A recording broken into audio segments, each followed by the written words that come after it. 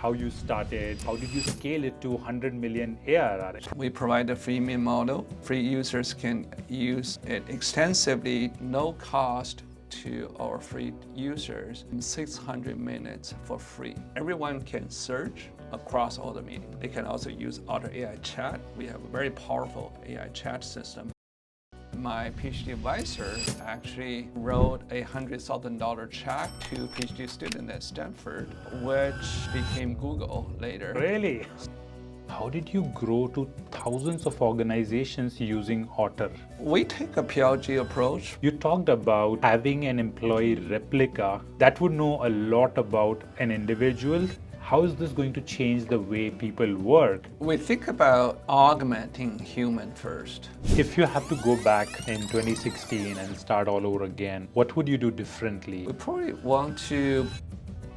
Thank you so much, Sam, for taking out time for this podcast. I really appreciate it. Thank you, Aditya. Great to be here. Awesome. So, Sam, in this podcast, as I explained to you earlier, my objective is to learn everything about Otter's journey, how you started, right? What were the challenges along the way? How did you scale it to 100 million ARR? Is current number 100 million ARR? I saw it in your interviews, which was almost like 6 months ago that you did. So would love to learn how you scaled it to this magical number. Also, we'd love to learn a little bit more about the technical architecture. The objective is people who are starting, founders, entrepreneurs who are trying to build a unicorn, a very strong, robust tech product, what things that they can keep in mind, both from business perspective as well as technology perspective. Okay, so I would love to learn about a life of a CEO or what your day looks like as a CEO of a 100 million ARR company. Where do you spend most of your time? Yeah, definitely a lot to talk about, a lot to share. Maybe we say start with how we started. Just a little bit about myself. I was born in China. I grew up there. I went to college in Peking University. Then I came here for graduate school. Later, I went to Stanford, did my PhD in computer distributed system. Worked with a lot of super smart people there. I felt like I was the dumbest at Stanford, but it forced me to learn a lot from the other students, learn about a lot from professors. While I was working on my thesis, I learned later that my PhD advisor actually wrote a $100,000 check to a PhD student at Stanford, which became Google later. Really? So I learned that later because I was so heads down working on my thesis. So my professor, David Sheraton, who advised my thesis, created multiple startups himself, and he funded writing the first check to Larry Page and Sergey to start Google. He wrote the check to Diane Green and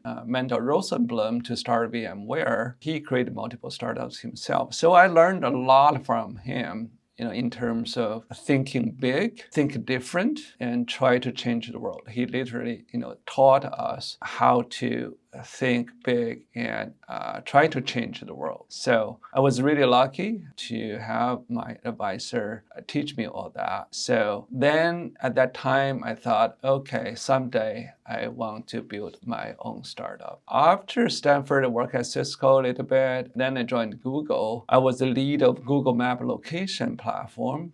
Back in 2016. Google mobile app now probably one of the most popular mobile apps today. Absolutely. Billions of users. But back in 2016, there was nothing at that time. So I built the backend system to enable Google mobile map. And back in 2007, Steve Jobs was trying to launch the first iPhone, and he needs some really good mobile apps on the first iPhone. So he came to Google to put Google Map iPhone.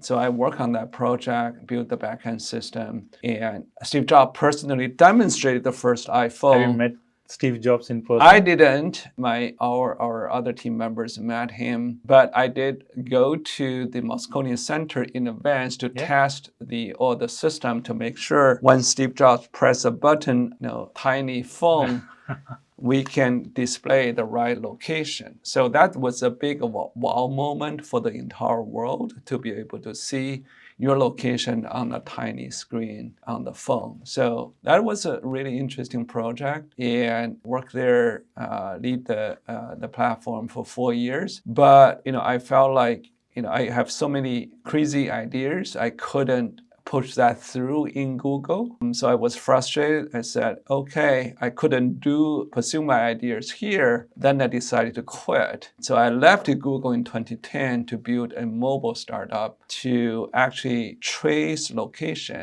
location persistently on iPhone and Android, understand mobile users' mobile behavior, and provide some services like sharing your location with your family members. It's a common idea today, but back in 2010, we were the very first one who pursued this idea and also made it work. There are tons of technical problems to make it work efficiently on mobile device because you have to track all the location without burning the battery.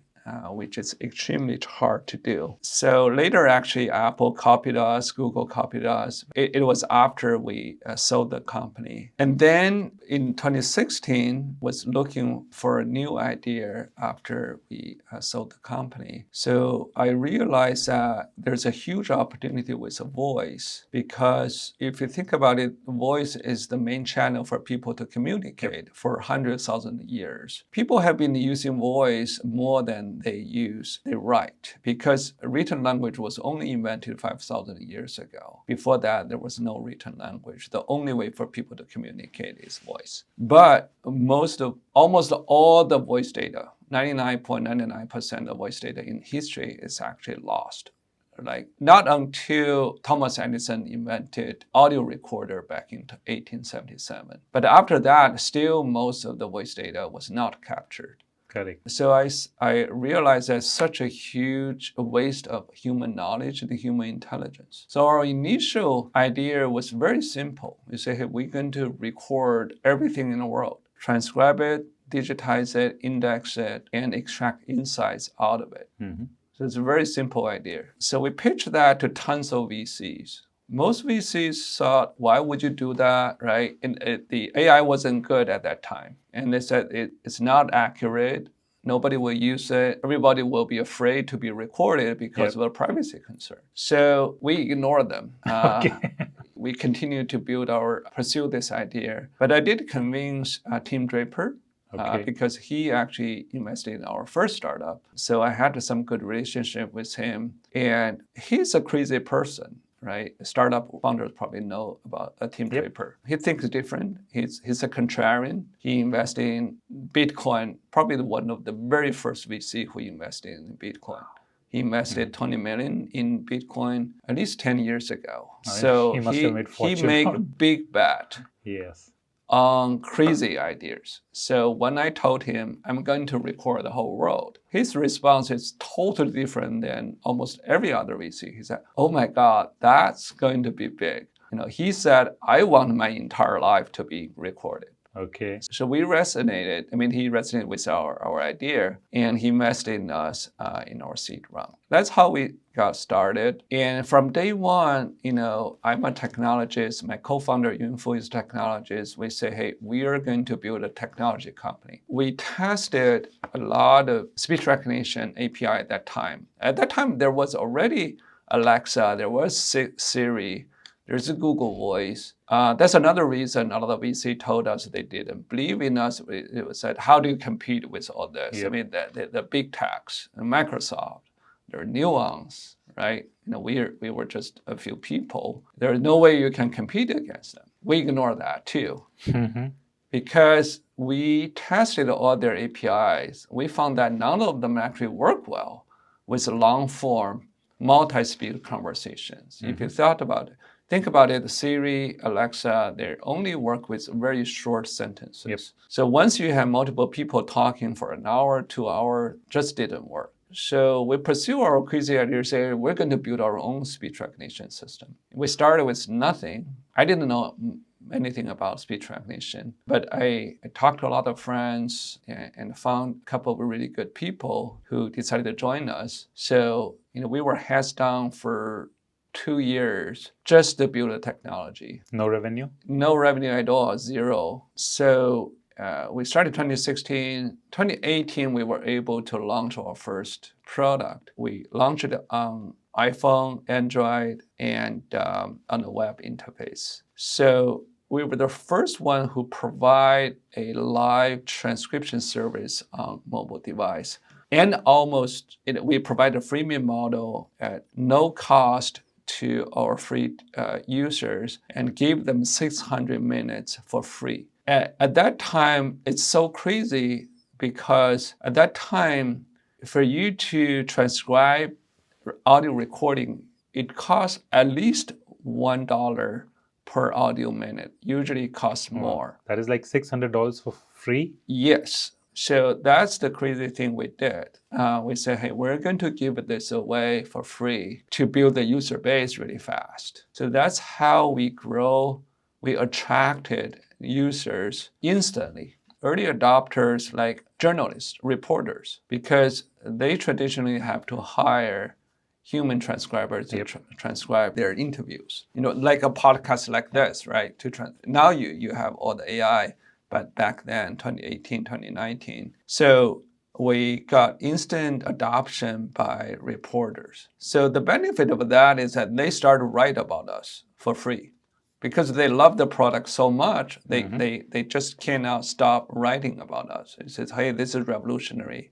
This is a game changer. One of the very prominent reporters at New York Times, his name is John Markov. You can look at search for his name. He wrote a very long article about us on New York Times. And because he has spent tens of thousands of dollars to transcribe his interview, now we give this to him almost for free. You can transcribe 600 minutes for free. So he was super excited. That's how we got started. But then we evolved to cover online meetings. Year 2020, right? COVID happened, and Zoom and all the others are growing super fast. And we built the Otter AI note taker that can join your Zoom meeting, can join Microsoft Teams, Google Meet. We created this whole category. Started with a crazy idea that most VCs dismissed. Another point most people actually didn't know, between 2017 and 2023, if you have seen meeting transcription on Zoom, that's generated by us. Everything in Zoom transcription was generated by our system. Now they have their own they AI later, to transcribe. Yeah, after they went IPO, they didn't feel like they should use their startup technology, so they switched to their own system. But people can probably see the difference in terms of accuracy.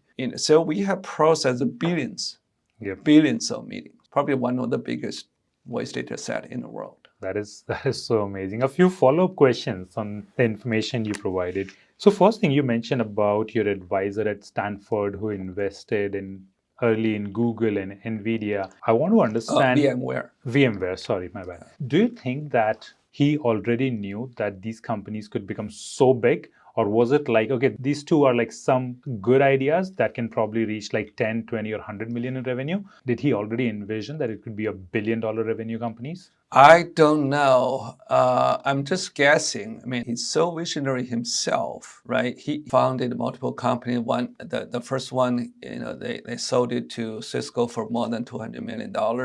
His last startup escaped me. But it's a public company now, at least a $50 billion company. So he created multiple companies himself. And he's really good at identifying talents as well. I mean, Larry Page and Sergey, when they told him about the PageRank idea, he instantly recognized the potential value of that. So at that moment, I don't know whether he knew it was going to be a $1 trillion company. Mm-hmm. But I guess he bet on the two students and said, hey, these two guys are good.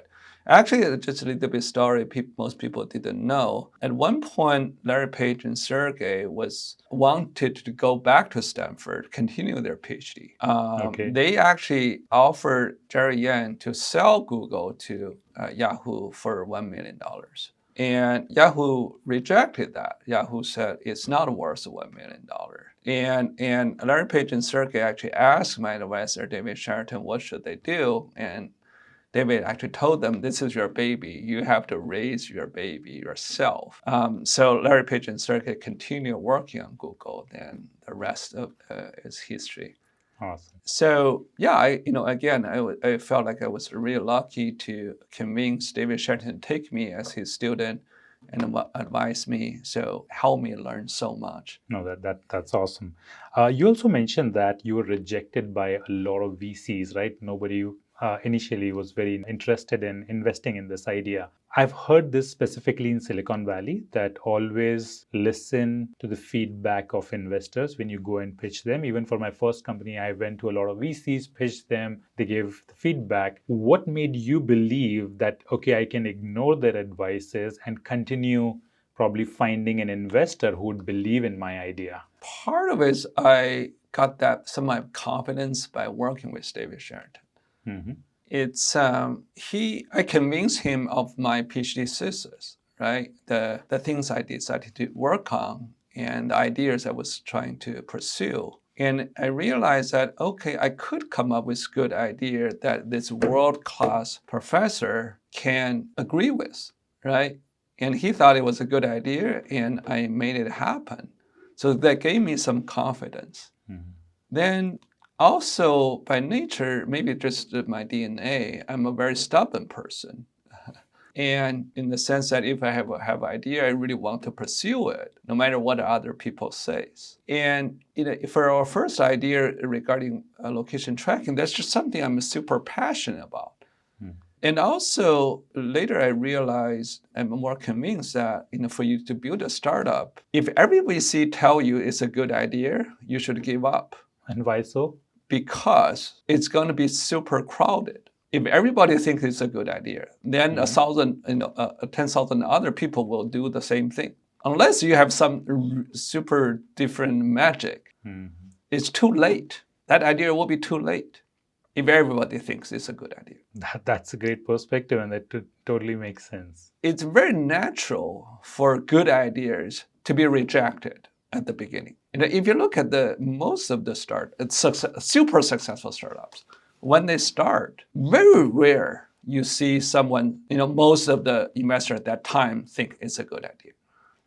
That's the pattern, actually. It can still happen, but it's very rare. So it's really okay to be rejected and keep moving at the beginning. Yeah, because for all the super big startups, when they become trillion, they all start very small, right? Everybody starts from zero. Yep. And if you're not crazy enough, that other people probably already tried it. And it's not futuristic enough. It's not visionary enough. Absolutely. Also, Sam, you mentioned that you offered 600 minutes of audio transcription for free at the beginning, and it used to cost $1 per minute. So first thing I want to know is, what's the cost looks now? Is it still, I'm sure it's not $1 per minute. So what's the transcription cost? The $1 per minute is a human labor cost, definitely not machine cost. Okay. Yeah, it's a human labor. When you hire someone, then they listen, they transcribe it. Because usually to transcribe 1 hour audio, they have to listen it. Some sentences, they have to listen multiple times. Yes. So it may take multiple hours to transcribe, for a human to transcribe 1 hour. Audio. That's why it's so expensive. The reason we are able to offer it for free for 600 minutes at that time was because we actually built our own speech recognition technology. We are able to optimize the cost really well. If we were using someone else's API, like a Google API or Microsoft API, it's impossible. So both the cost and accuracy, we actually built better accuracy than everybody else. That's why when Eric Yuan reviewed our technology, I actually went to Eric's office at that time. They were looking at other APIs, Nuance, others. And I went to his office. We haven't launched our mobile app yet, but we just have a prototype on my phone. So I turned it on. I said, Eric, you just start talking. He started talking, and he see the live transcript show up right in front of him. And he was so amazed. He said, wow, when I talk to Google Voice, they never recognize me. So he was super impressed. You're talking about Eric Schmidt, right? Eric Yuan, the CEO of Zoom. Okay. Yeah. Eric. Yeah, I've met him. I've met Eric. Yeah. Awesome. So that's how we convinced him to embed Otter inside Zoom. And of course, now there are more and more technologies doing speech recognition. We continue to improve ourselves. So when you're ready, we can talk about the next stage. Yeah. Yeah. So I would love to know about how did you grow to thousands of organizations using Otter at the moment? Initially, you mentioned you started with journalists, right? Providing this for free. What was your B2B sales playbook? And I want to learn more about it because there are a lot of startups here in the Bay Area and across the world, and they really, really struggle to crack B2B market. What is your advice there? We take a PLG approach, product-led growth. Okay. We provide a freemium model. The free users can extensively to understand the value without paying any money. They can use it for a lot of meetings already. Hopefully they see the value. Then some of them will upgrade to the pro plan, to the business plan, and also build we created a workspace system, not just an individual meeting note taker, but that actually related to our next stage, which we have already been building in the last few years. That's the corporate knowledge base. There are many note takers today, but most of them are still working on the individual recording basis. They're not thinking about the whole team and the whole enterprise. The business value of all this thousands of or tens of thousands of meetings. So we build this content management system. We call it a meeting knowledge base that help you organize your meeting contents using public channels or Slack or private channels. Very similar to Slack's system. Slack, right on the left panel, there are public channels and private channels to organize all the text communication. But before Otter, there was no system that allowed you to organize your verbal communication content. So we built that system. We're the first one building that. And I see it's still very unique today. I don't see that from similar meeting note takers. So that helped us get into businesses. Okay. So it's not just individual users. It's about the team usage. So people see the value of Otter for their startups. A lot of startups use us, right? I mean, we use Otter as well. Good. Yeah, every day. Yeah. You can also use it with your team members. So for your internal team meetings, you can share that with everyone. If you're a 10-person meeting, you don't need 10 people recording it, or just one person. Use Otter, share with all the 10 team members, right? For us, we have more than 200 people now, but almost all our meetings are shared publicly, most of our meetings, so that every team member can access other teams' meetings. So that breaks down information silos. Without this system, every team's meeting are isolated and siloed. That actually create a lot of barriers in terms of communication and collaboration. And that slows things down. And it creates silos. Teams can easily get out of sync. You create a plan 2 months ago, then each team just work based on that plan. But the plan change all the time. Yes. There are blockers, there something changed. You say, oh, I need to change the schedule. I need to remove this component and create a new component. But that not necessarily communicated with the other team fast enough. So other teams still have the wrong assumption based on the old plan. So that creates a lot of inefficiency. So our philosophy is that try to make almost all your meeting contents as transparent as possible. There are always exceptions. There are some very sensitive, confidential conversation you don't want to make transparent. So we have private channels as well. You only limit to 3 people. That's okay, right? Slack has private channels or DM. And we have a similar concept. But we say create public channels for your marketing team, for your sales team, for your product team, so that everyone can search across all the meetings. They can also use Otter.ai chat.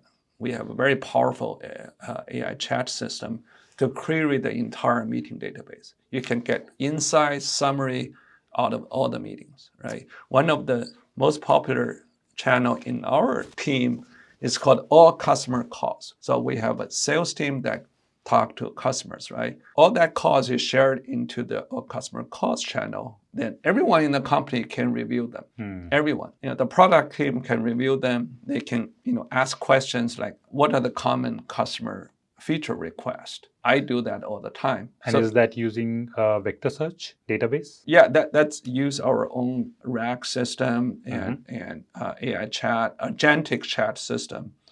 It's pretty sophisticated.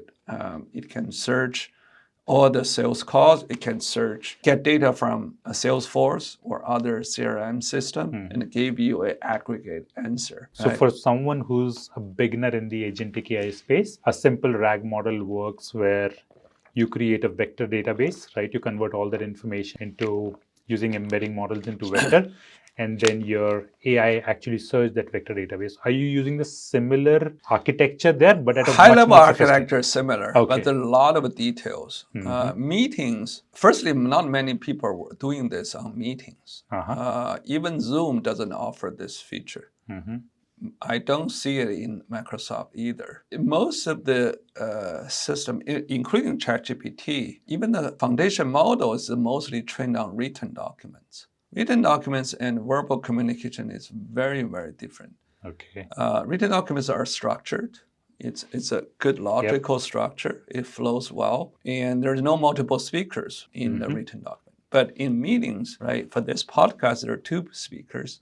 But for your team meeting, there could be 10 speakers. So we have to do something special to really understand the dynamics of meeting conversations. People interrupt each other all the time. People change topics all the time. Even recognize the speaker accurately is difficult. So you have built your proprietary technology to manage all this?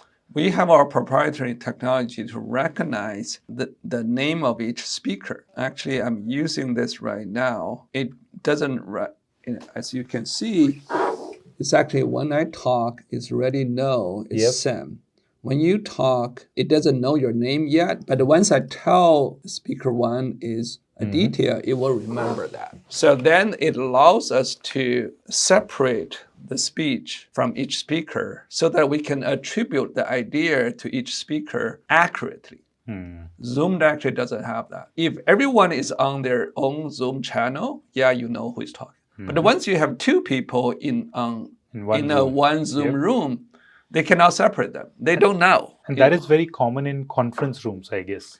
Yeah, in conference room, you have 10 people sitting there. There could be 10 people, it could be 20 people. We have this is a special technology we build. Almost no other note-taker app has that technology. So back to the chat and the RAG system, there are a lot of challenges, unique challenges to handle meeting data.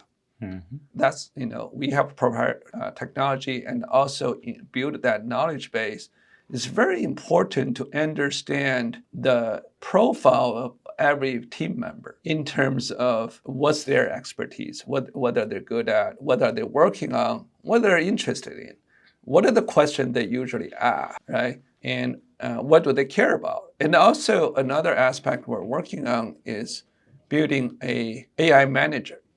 What does that mean? If you think about managers, or leaders like VPs or CRO or CMO, all these people, if you're a founder yourself, you're managing 5 or 10 people, right? The leaders are busier. They're busier. They have even more meetings than most individual contributors. I heard it's 50% or more time they spend in meetings. Exactly. So if you have a larger company, the VPs and the CROs, even the directors, probably spend 70, 80% at least in meetings. So they have more projects to manage. They have more people to manage. They have more things to track. It's very hard. Some days on my calendar, I have 14 meetings. How can I even remember all that content, right? Without Otter, I cannot function now. So this become our second brain. But I also see that Otter can become an AI manager. It can manage a lot of things for me. Number one, it can report a lot of things to me automatically. Based on all the meetings in the company, our AI should give me a daily report, how things are going, and a weekly summary, how things are going, right? If something's not going well that needs my attention, I can take action really quick. I don't need to wait until a month later, which is, years in terms of a startup life. Yep. Right? Absolutely. So the next stage, we're moving beyond just a meeting note taker. Yeah. We're building this knowledge base and building this AI management system. Yeah.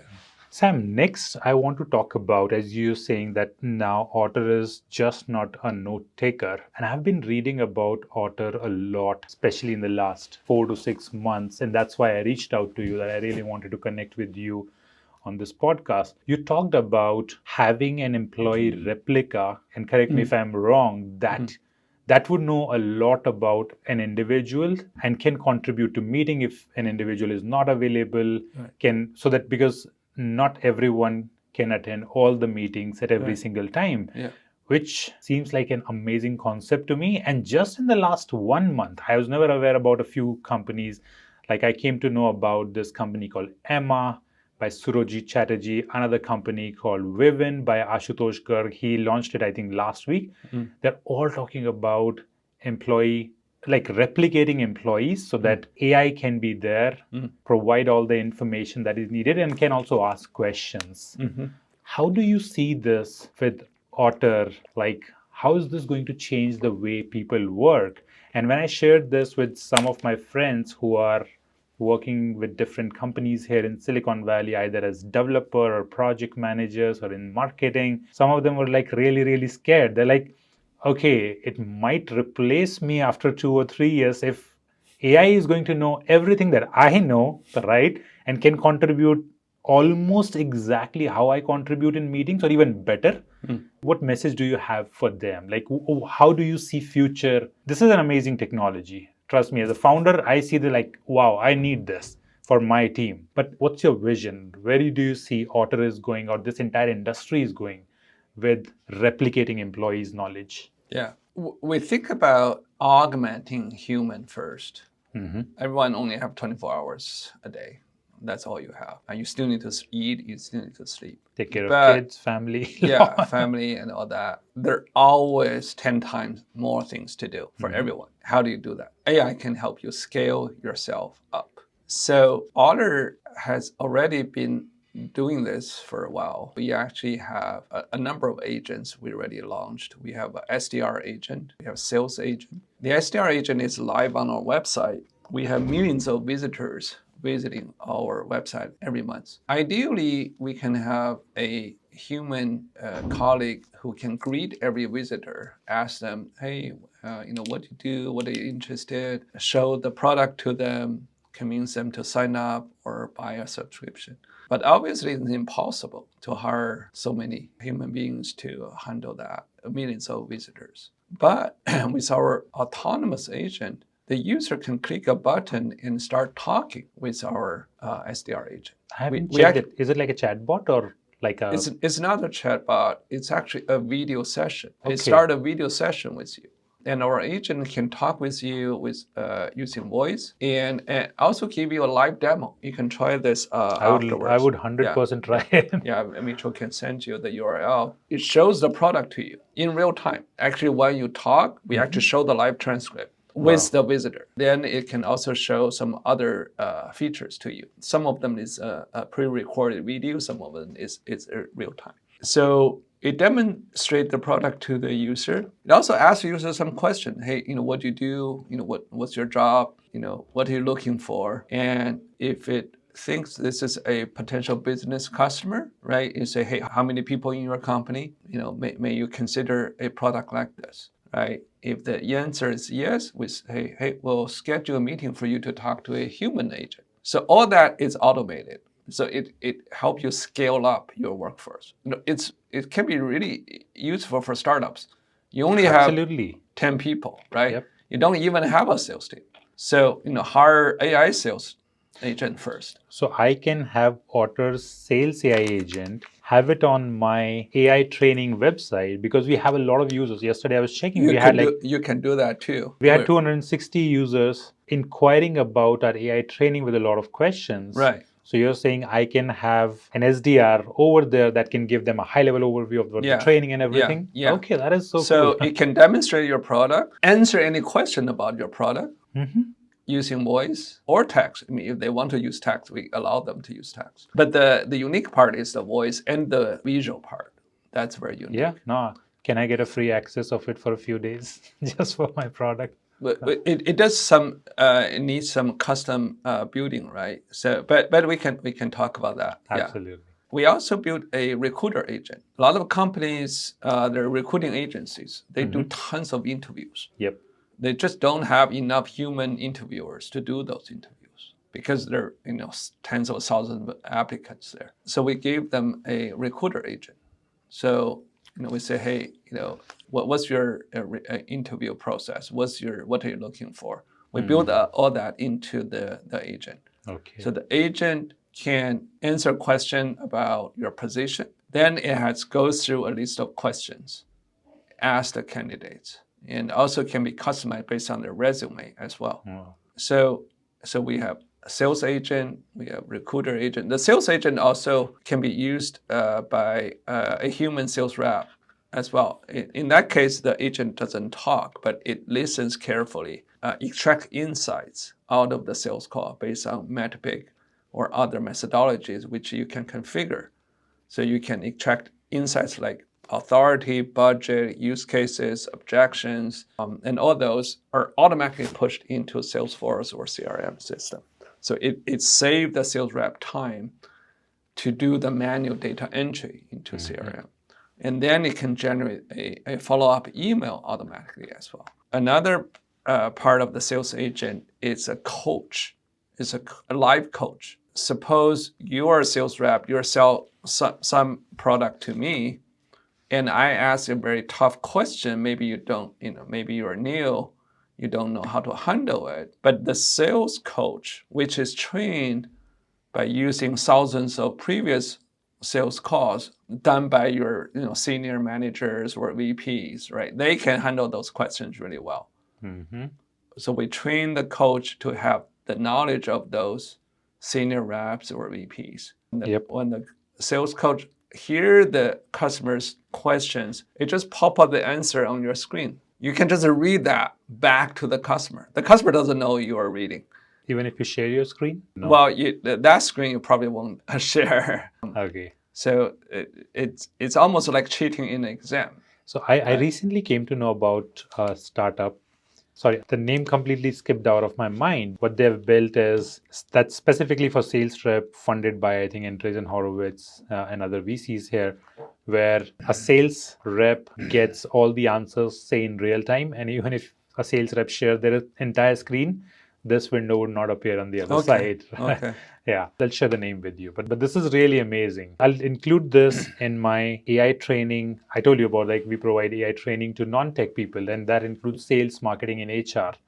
I would love to include this in my training program for B2B businesses over here, because this is one of the biggest problems I've seen where new team members join. They're not able to close the deals because they come across some tough questions, right? Yeah. Seniors have to jump in, always delay the cycle. Yeah. That's wonderful. Now we can help them train and ramp up their new sales rep or associate much faster. One of our customers on Wall Street, it's a big financial company, we cannot disclose their name. They told us it take them 1 year to ramp up a new team member. Wow. 1 year. Because it needs a lot of coaching to have a good client meetings.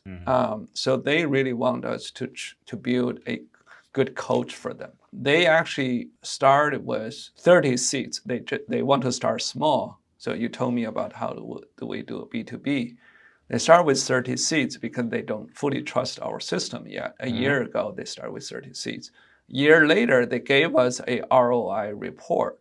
So their estimation is that our product generates the value of 1.5 full-time employees based on just 30 seats. So what does it mean? It means that the 1.5 employees, salary is very high. That will be at least 300K for one at least, right? Wow. So it's at least 10x ROI based on the price they pay. So now they're trying to expand that to more than 500 seats. Wow. Because they see the value. No, because basically, the more they use, the more value it generates. So that's the power of this knowledge-based system, because it has this network effect. Yep. So the more they are going to use it, The, more the knowledge it more, is going to yeah, have. because more people use it, more meetings are managed by this system, right? It make the whole team more effective. But there can be one situation where somebody use it and provides a wrong answer to a question, or not like 100% right answer to a question. How do you identify that if you need to feed this particular system into the knowledge base or not? Yeah, that's the data selection, right? Needs to be some mechanism to recognize what is good answer, what is bad answer, right? There are definitely more interesting things to do, because that happens with the human conversation as well, right? Sometimes people give a wrong answer as well. Yep. So human needs to figure out, how do I cross-check? How do I verify that, right? And also, it probably eventually the end result will give you the feedback. It may be delayed. Maybe a month later, you figure out that's the wrong answer, right? But we should be able to track that as well. If a sales rep gave this type of answer, but the deal didn't close, we say, hey, maybe there's something wrong. Is it because you gave the wrong answer, or is it because something else, right? So eventually, we need to build that feedback loop. So that's a reinforcement learning concept, right? Based on the end result, we can adjust the model. Got it. We have covered a lot of information. A lot of it is still remaining, but I definitely respect your time. A few more questions that I would like to cover before we wrap up. So, Sam, with the launch of generative AI, especially ChatGPT in the last 2 to 3 years, now a lot of startups utilize these LLM APIs to build product or LLM wrappers.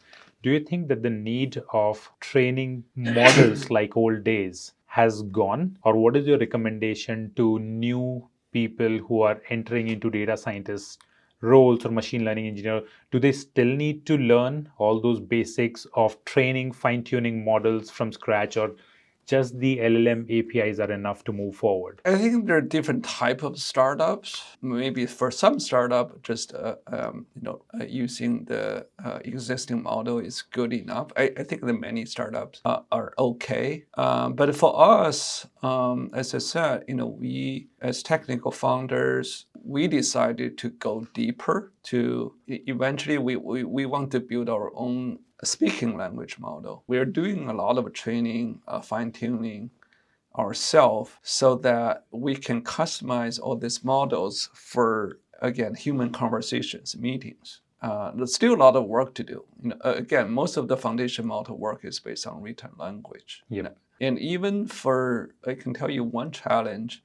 Our goal is actually to make Otter talk so naturally and also be able to participate in a multi-speaker conversation. So that your avatar eventually, I talk about the avatar concept, which is a personalized agent based on your knowledge and your perspective. And I think you already have some avatar trying to write LinkedIn post. But we want to build an avatar that can just talk like you in a meeting situation, not just a monologue. But so that's actually way more complicated. How do you participate in a meeting with the right meeting etiquette? How do you present yourself? How do you do a productive conversation with many other people at the same time? So we want to build a model that can enable your avatar to participate naturally in the meeting. So it's still very challenging. We haven't got there, but I can tell you all those require a lot of special training. To the existing LLMs or to the baseline models? I don't think the existing LLM can support that. Okay. But we have to do a lot of work. We have hundreds of millions of hours of voice data. So we can learn how humans talk to each other. Of course, we need to identify the good ones versus the bad ones and use the good example to train the avatar model. If you have to go back in 2016 and start all over again, start Otter again, what would you do differently? And what advice would you give to yourself that, okay, do it this way, don't repeat these mistakes to build Otter better? We want to go back, and there's definitely a lot to improve, a lot of lessons we learned. We probably want to build some enterprise features earlier, better controls for enterprise. We learned a lot from our enterprise customers now. They're very different than the prosumer market. They ask a lot about administrative control, security, confidentiality, and I think that's the part we should have done earlier. But of course, we were always very lean, very small. There's always a question about resource allocation. I think that, that's one area I wish we had done earlier. And also, build a good sales team as well. Now you have your own AI sales team, right? Doing a lot of automated work. They use our own tool. Our whole team actually, I think we are more productive because we actually use our own product. That also help us improve the product, because to say how to make ourselves more efficient, more productive, what features do we need, right? What features do we need to change or improve? Our product is very unique that we are our own customer. And most of the products are not like that, right? So that's another reason I see why we're growing well and we keep innovating, right? We're so eager to improve 10x our own productivity. So we say, hey, what feature do we need to build in this product, right? Then we can sell that to other customers. Yep. Because we prove that this works for us. Yep. I mean, I follow the same strategy. Look, this thing worked for my LinkedIn. We can automate your social media too and make it like really that organic reach. I totally get that. Right. This is wonderful, Sam. Thank you so much for sharing all your experiences, knowledge. I mean, I have 15 other questions, but I totally understand that we have limited time. There's a lot more to learn. Hopefully, I'll get a chance to talk to you sometime again in the future. But thank you so much for your time and for Aditya. sharing your knowledge. I really appreciate it. Good luck to your startup. Thank you. Thank you so much.